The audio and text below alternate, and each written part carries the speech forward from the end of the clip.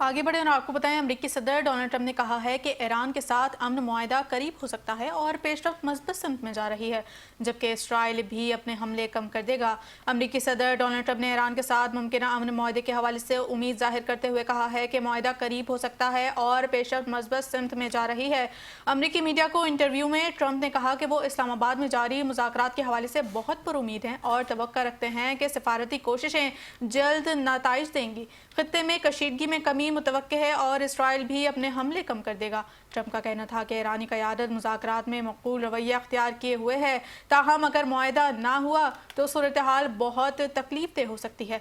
अमरीकी सदर ने मजीद कहा कि इसराइली वज़ीर आज़म नेतन्याहू ने हालिया टेलीफोन गुफ्तगू में लेबनान पर हमले में कमी पर रजामंदी जाहिर की है। सदर ट्रंप के मुताबिक ईरान के साथ बातचीत में पेशरफ्त हो रही है और दोनों जानिब से संजीदगी दिखाई जा रही है, जो मुमकिन अमन मुआहदे की राह हमवार कर सकती है। अगर मुज़ाकरात कामयाब होते हैं तो ये न सिर्फ खत्ते बल्कि आलमी अमन के लिए भी एक अहम पेशरफ्त होगी।